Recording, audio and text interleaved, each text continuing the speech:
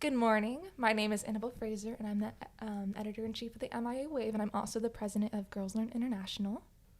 I'm Cassie Lucius, and I'm a staff writer for the Wave and a member of Girls Learn International. My name is Emma Nash. I'm a staff writer for the Wave, and I'm a part of GLI as well. And today we're here with Casey Lucius, who is the assistant city manager for Marco Island. And would you like to explain a little bit about yourself and your background? Sure, thank you. Thanks for inviting me to be part of the podcast. Just briefly, I'll tell you a little bit about my professional background. I went to high school and college in Ohio, and my first job out of college was at the Ohio House of Representatives. And then I decided I wanted to join the Navy, mostly because I wanted to leave Ohio. And so I joined the Navy and spent 7 years on active duty. I served as an intelligence officer and spent 2 years on an aircraft carrier deployed to the Middle East. And then they sent me to graduate school in Monterey, California, and then 3 years in Hawaii at the Pacific Fleet headquarters. And while I was in Hawaii, I got my PhD in political science, and then decided to get out of the Navy, and I got married. And my husband and I went to Hanoi, Vietnam, where we worked at the U.S. Embassy there. I worked for the State Department as the chief of staff to the U.S. ambassador there. And then we came back to California, where we had lived before, and that's where I got involved in local government. So I served on a city council there for 4 years and really fell in love with local government. And I was also a professor at that time teaching for the Naval War College. So do you describe that as how you got involved with government? Well, funny story. So in 2009, we bought our first house, and this was in Pacific Grove, California. And a neighbor came to the door and asked us to sign up like a petition to get a speed bump on our road. And so I signed the petition. And then he came back a couple days later and said, would you be willing to come to the traffic safety committee meeting to present this petition? I was like, okay. So I went to that. And then he came back a couple days later and he said, well, I'm not able to go to the meeting, so would you actually present the petition and make the case for this speed bump? And so I said, okay. So I went to that meeting, and then I made the case for the speed bump. And then a committee member approached me and said, we actually have a vacancy on the traffic safety committee. Would you apply to be on the committee? So I said, okay. So I did, and I served on that traffic safety committee for a couple of years. And then someone said to me, you should run for city council. Oh, wow. And so then I ran for city council. And so I tell people my entree into government was from a speed bump. Wow. Literally. Yeah. So, but it was very interesting because it does kind of show that's how people get involved. You find an issue or something that's bothering you, and you take it to your local government officials, and the next thing you know, you are a local government official. There's always different roads. It's amazing. That is so interesting. How would you describe your leadership and management style? How do you find it different from your male counterparts? Well, I thought a lot about this. I appreciate that you gave me some questions in advance so I could think through them. And this one I had to think about. And I'll tell you, so my favorite book on leadership is called Becoming a Person of Influence. And I have found over the years that being a person of influence is more powerful than having a title or how many people you manage or what your leadership style is, because sometimes your leadership style and your management style changes and adapts depending on the people you're leading and depending on the circumstances. Sometimes you have to be more harsh if there's an immediate circumstance. Sometimes people require a more gentle approach. Anyway, in that book, I think the thing that I lean toward the most is motivating people.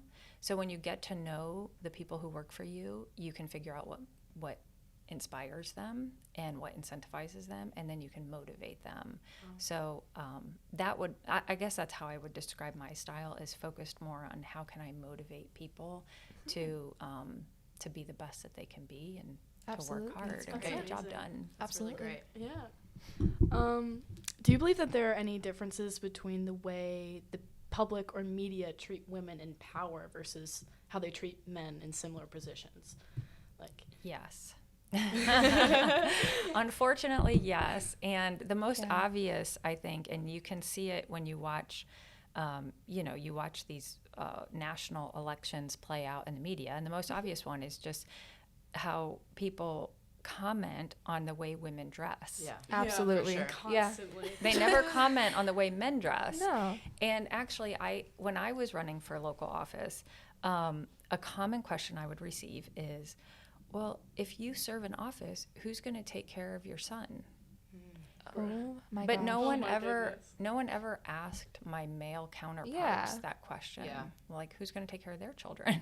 Yeah. And I have a spouse, I have a partner, you know, Yeah. my husband, his father will also take care of him. Yeah. So I do think in some ways we are still operating, decades Yeah. behind the power curve Absolutely. in that regard. Yeah. And that's unfortunately like a lot of people come towards women in positions and they use their motherhood against them. Like, I know when we spoke with Jane Watt, she had a similar story where people often questioned whether or not she was a good mother because she was putting her attention, dividing it towards starting a school, and not necessarily, even though she had a husband and a very supportive husband, not necessarily spending time with her kids, and it's interesting that that's what a lot of people choose to draw their attention to and not necessarily other issues. Like, it's Right. just, it seems that that's a very common, issue that a lot of women have to face, Yeah, I think instead of focusing on capability and intellect, Yeah. there's this underlying question of, well, you might be capable and you might be smart, but how are you going to balance everything? Absolutely. And I think, well, that's my problem, not yours. Yeah. I'll figure that out. Yeah. Yeah. All you need to worry about is that I'm capable and smart and can get the job done. I'll figure out how to balance everything. Absolutely. That's good. Yeah. Yeah. So on the map, Collier County here is one of the most common conservative communities in Southern Florida. So how do you navigate holding one of the highest positions in City Hall, being assistant city manager, with the common beliefs and mindsets that are found here on the island with our demographic? I guess I'm encouraged by the number of women who are in leadership positions, especially on Marco Island. If you think about, the Chamber of Commerce is run Yeah. by a Yes. woman. MICA, the Marco Island Civic Association, is run by a woman. Yeah. The library, the museum, Yeah. the arts center, Absolutely. those are all led by women. Yeah. Our chief of police is a woman. That's a big one. Yes, we love So I am encouraged by that. I'm encouraged when I look around the island and I see so many women who are in influential positions. Absolutely. So again, I think in some ways, obviously we have conservative views on this island, and some of those views I really appreciate. Yeah. But what I appreciate even more is seeing the women in action, and that inspires me. Absolutely. That's one of the things that I love about this community, because even though it might seem unlikely given, just the maps and the statistics, it actually is incredible to see all the women that we have here who are Yeah. in leadership positions, and also the opportunities that come along with that, because then that inspires people like us, to come in and speak with them and kind of gather our own, perspective on it. Like, okay, if they're doing that in this area, what else can we do in, relation to that? So where do you feel that your political beliefs stand currently on, like, I know that you identify as Republican for your political affiliation, and that's oftentimes very stigmatized because people often believe that, oh, if you're Republican, you have to identify as, like, extreme conservative. And that's, like, especially nowadays within our, current climate, that's a big thing. So how do you feel that there's any, like, any conflict between your affiliation and often your beliefs and your individual, moral kind of perspective? Well, I've actually changed my party affiliation. Oh, really? Yes, and that's recent. Just in the last couple of years, I changed to independent or okay. or no party preference. And I did that because, I think after the 2016 election, there were a lot of divisions in our society, and even among friends and family. Yeah. A lot of expectations, about if you're a Republican, you must support a certain person or you must Absolutely. believe certain things. And it seemed to me that at that time, both parties were really moving to these extremes. And I didn't really want to be on either of those extremes. But at the same time, I was also entering into local government, and I became a member of the International City Managers Association. Yeah. And one of the important tenets of that professional association is really for city managers to not be political Yeah. and to remain neutral. You know, our jobs are to implement policy, Yeah. and it doesn't matter if that policy is conservative, liberal. We really have to remain neutral and just make sure that we're doing the work for the betterment of our community Yeah. and to Yes. represent Exactly. all of our citizens. 100%. So I think being an independent helps, you know, me Absolutely. serve better in my position. Yeah, absolutely. That's That's awesome. amazing. That's great. You were previously deployed in the Middle East during your experience as a Naval Intelligence Officer, which is amazing. How could you, can you expand on your observations during that time? I'm really curious about that. Sure. You know, I was thinking about this question as well. And I have two, I guess I'll share two things. So one is when I was deployed to the Middle East, I was actually on a ship. So I was on an aircraft carrier with, 5,000 people. And only about 5% of the people in the aircraft carrier were women. Really? And yeah, and of that, like less than 1% were officers. Yeah. So that alone, I mean, even set aside the cultural differences of being in that part of the world, just being on a ship, in the U.S. Navy and being this very small segment, women being this very small segment of that group on the ship. So that was, and I was young, I was like 23 years old.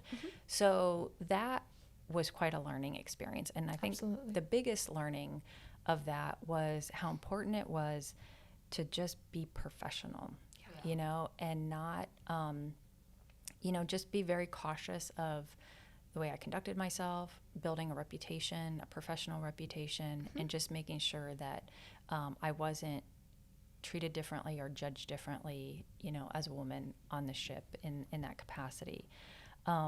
The second piece I would share with you isn't, again, so much about the Middle East, but most of my time being in the Navy and working for the State Department was in Asia. And in Asia, That's awesome. it's completely different culture. Yeah. And one of the things about that culture is that women are held in high regard. Women are the head of the household. Yeah. Women are the head of the family. Absolutely. Yeah. And in Asia, in a lot of Asian countries, 3 generations live in one household. You Yeah. have the grandparents, the parents, and the children. And it's like the grandmother is number one, and then the mother, Yeah. And so I love that about that culture, and I certainly wish in other cultures, including here in the U.S., but also in the Middle East and others, I wish women had that same level I of know. regard and respect. Yeah. But that was a really neat experience for me to see that as well. Absolutely. That's awesome. So you spent most of your time in Asia, you said?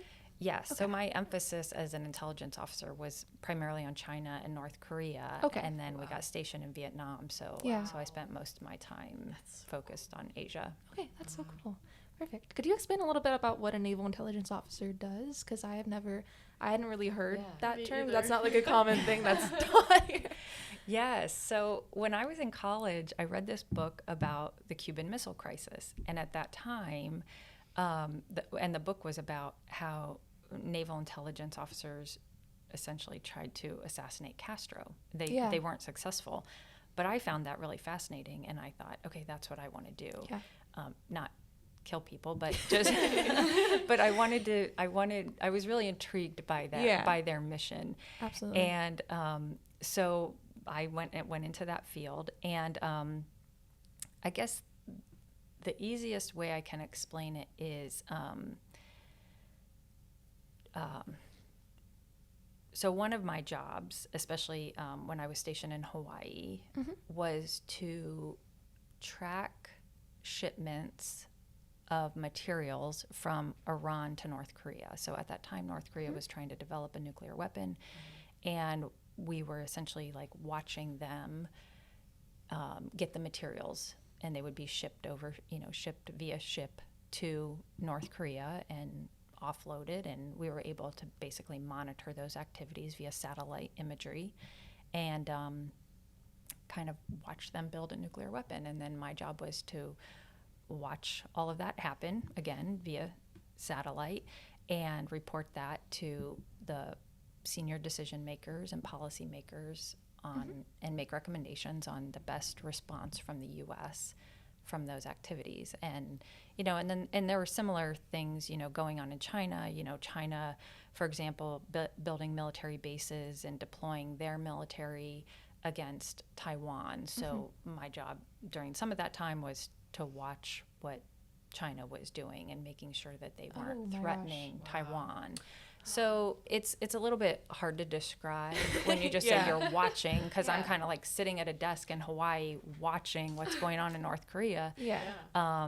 And there are multiple ways that we do that. But it was fascinating. It was really interesting, and it was oh my gosh. Yeah, it was really interesting to know like what's going on around the world, absolutely. and try to be a part of national security. Wow. Absolutely. So is that something you value very strongly? You feel national security?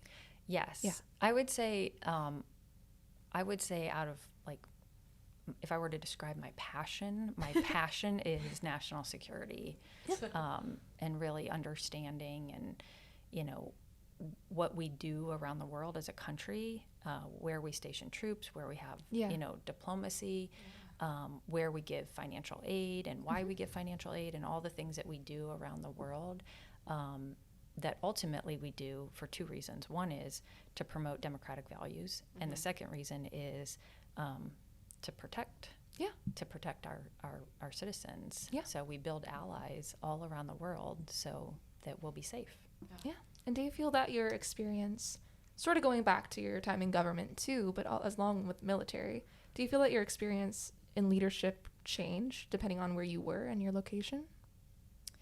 Yes, absolutely. I've had a lot of different experiences, professionally, and sometimes I was placed in positions of leadership where, when I was on the ship, I had 30 sailors working for me, so I was like a direct supervisor.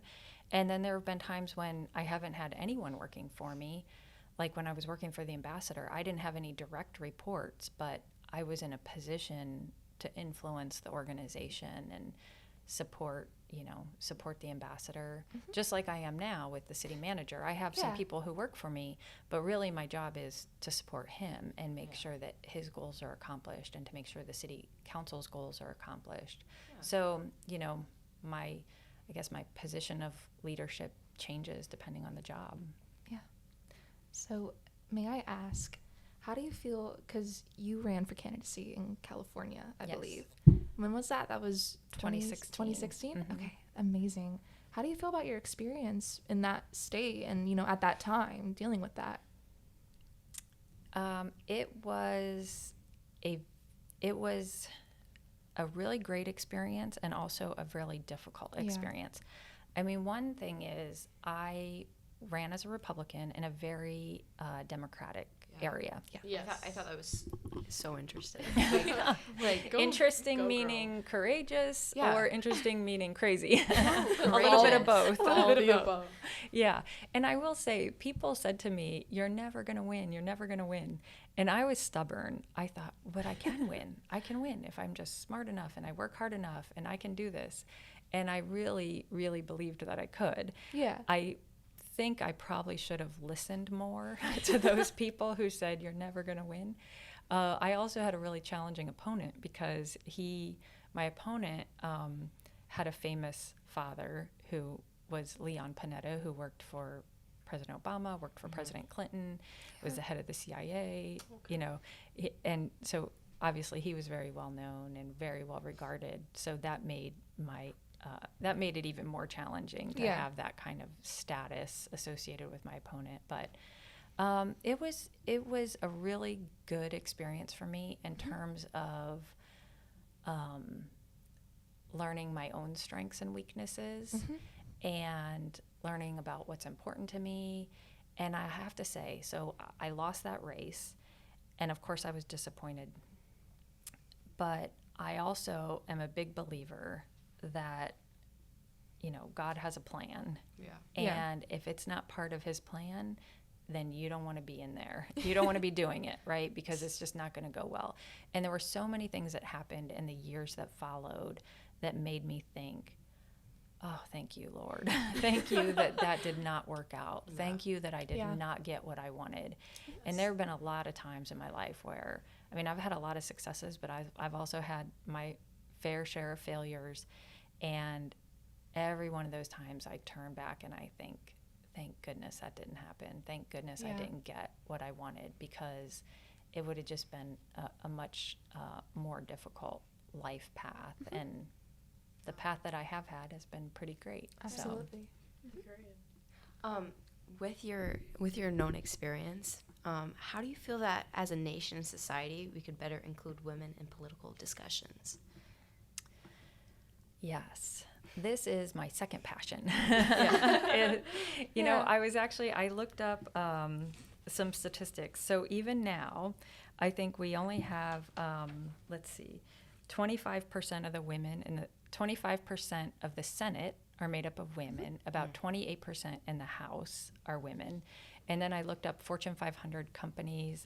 Only 10% of Fortune 500 companies are run by women. Really? Wow. And then I looked up city managers in the country. Only 15% of city managers across the United States are women. Wow. So I thought, Really? okay, we're still too far behind. I know. Yeah. And we need to involve women more. Even now, we only have one woman on our city council I here know. in Marco Island. Yeah. So I think the best thing we can do is, as women, is support each other. Yes. Mhm. And I really agree. encourage each other to run for office, Yeah. encourage each other to get involved, to speak up, to share our opinions and share our voices, and write op-eds, write articles, do podcasts, do media interviews, Yeah. and just really involve ourselves, Yeah. on those issues. You can't be involved in everything, but you can pick the issues that you feel passionate about. Yeah.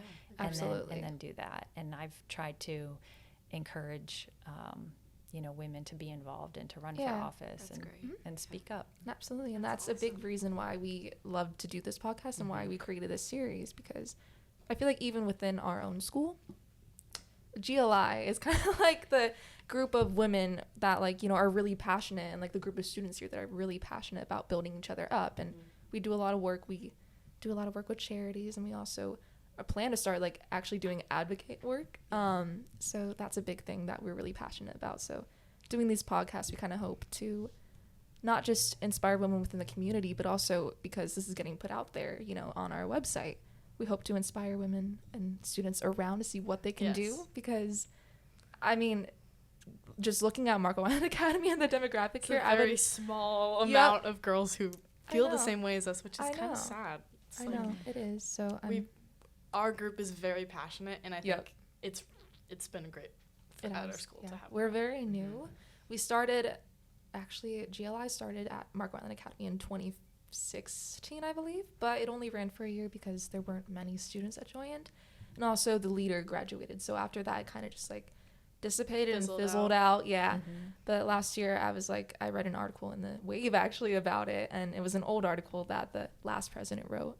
And I was like, why aren't we starting this back? Why isn't this a thing here? Because I thought that if I have these passions, just like we all do, I feel like I can't be the only one at this school who, wants to do something about it and actually have a voice here. Because that's one thing that's great about Marco Island Academy, is they really cater to the students' interests here, which I'm so grateful It's for. amazing. Yeah, that's Yeah. great. And good for you for restarting the Thank you. organization and Yeah. Thank encouraging you. women to join and to really pursue what they feel passionate about and Yeah. encourage them.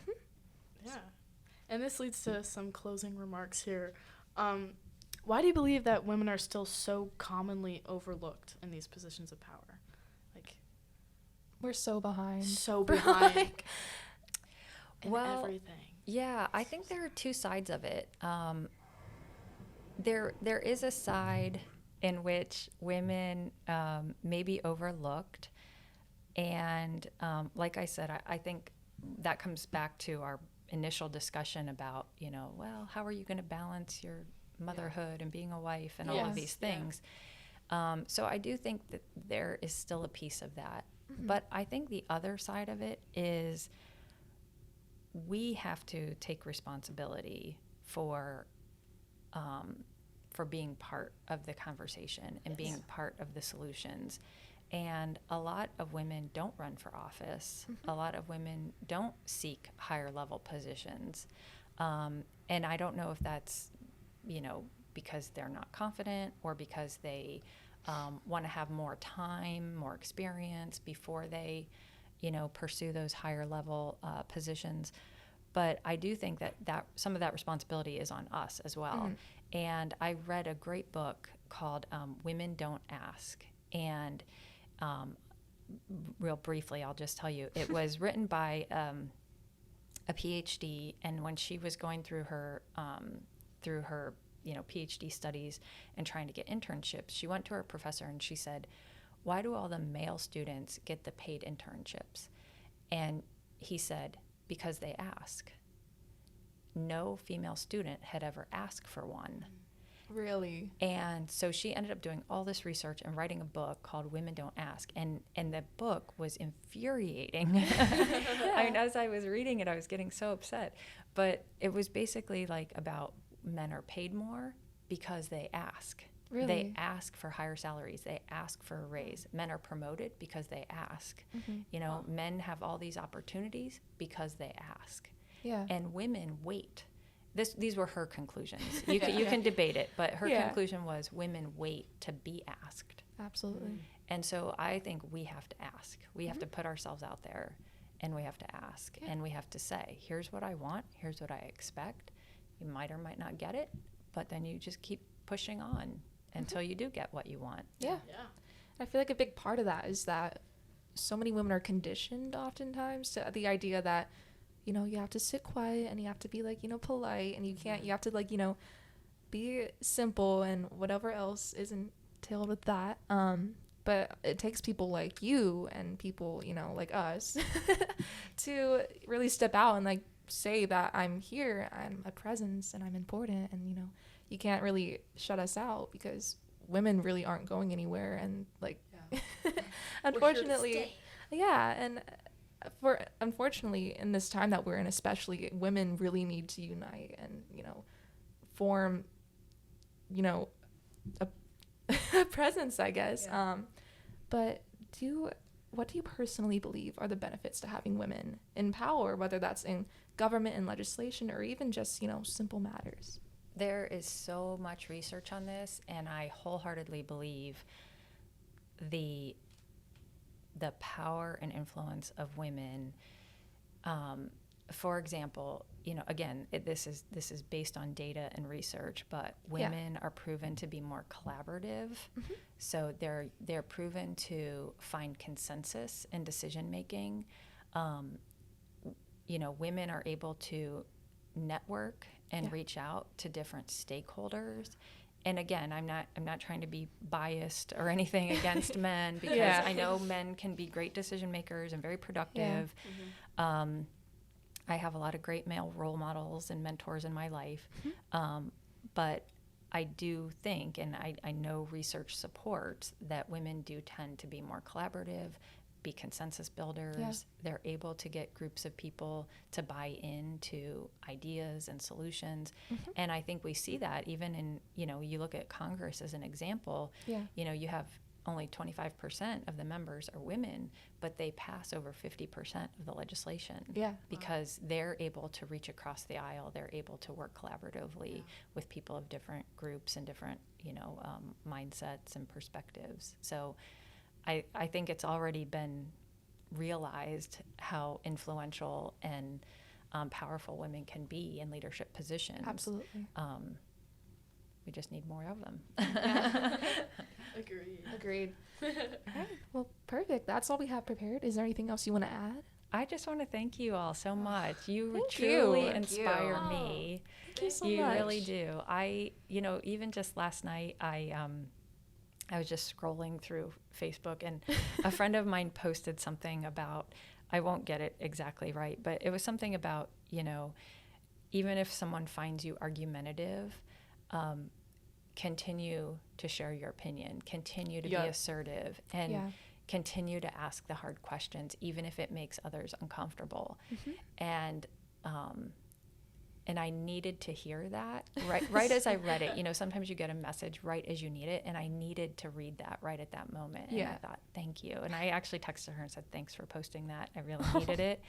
So combined with that and then listening and being with you today, it just is a reminder that, we do need to continue to speak up and be involved and be women of influence in our schools and in our society. It will make a difference. Perfect. Thank you so much. Thank you. Thank you so much. Thanks. Thank you guys so much for watching. We are the Women of GLI, and we will see you soon.